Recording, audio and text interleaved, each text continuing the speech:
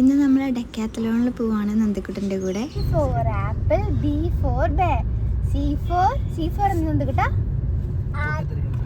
Apple, A for apple, B for bear, C for കാറ്റ്.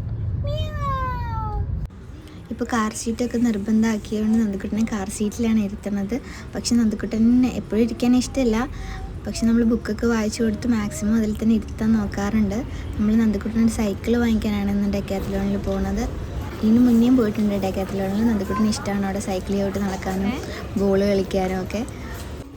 ആദ്യം തന്നെ പോയത് ബോളിൻ്റെ സെക്ഷനിലേക്കാണ്.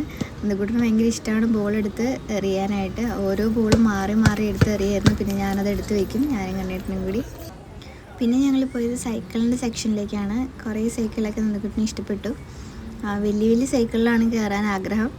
നന്ദക്കുട്ടന് പാകമുള്ള സൈക്കിളിലൊന്നും നന്ദക്കുട്ടന് കയറണ്ട, വലിയ സൈക്കിളിൽ കയറണം. ഒരു ചേട്ടന്മാരുടെയൊക്കെ കൂടെ സൈക്കിൾ ചവിട്ടി കിടക്കണം. കുറേ നേരം സൈക്കിളൊക്കെ ചവിട്ടി നടന്നു. പിന്നെയാണ് നന്ദക്കുട്ടൻ്റെ പാകത്തിലുള്ളൊരു സൈക്കിൾ കിട്ടി. ഇതൊരു കുഞ്ഞി സൈക്കിൾ. പിന്നെ അതിലിരുന്ന് കുറേ നേരം ചവിട്ടി. കുറേ നേരം ഞാൻ ഉന്തിക്കൊടുത്തു. പിന്നെ നന്ദക്കുട്ടൻ തന്നെ കാലും കൊണ്ടൊക്കെ തന്നെ ചവിട്ടുന്നുണ്ടായിരുന്നു. പിന്നെ നന്ദക്കുട്ടൻ്റെ അച്ഛൻ വന്നു ഹെൽപ്പ് ചെയ്യാൻ. നന്ദക്കുട്ടൻ്റെ അച്ഛൻ്റെ ഒരു കുട ഉണ്ടായിരുന്നു. അപ്പോൾ അതുകൊണ്ട് പയ്യെ വലിച്ചു കൊടുക്കുമായിരുന്നു.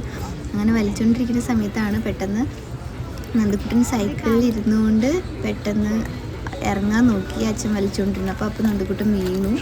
കുറച്ച് നേരം കരഞ്ഞു. നന്ദക്കുട്ടന് ഭയങ്കര വിഷമമായി വീണതുകൊണ്ട്. അതുകൊണ്ട് ഞങ്ങൾ അപ്പം തന്നെ ഇറങ്ങി. അവർ പറഞ്ഞു ഫസ്റ്റ് എയ്ഡ് ഉണ്ട് അവിടെ, ഐസ് ബാഗ് ഉണ്ട് തലയിൽ വെക്കാനൊക്കെ പറഞ്ഞു. പക്ഷേ നന്ദക്കുട്ടന് സമ്മതിക്കില്ല അത് വെക്കാനൊക്കെ. അതുകൊണ്ട് ഞങ്ങൾ സൈക്കിളൊന്നും വാങ്ങിയില്ല. അപ്പം തന്നെ ഇറങ്ങി. ഇനി വേറൊരു ദിവസം വരാം.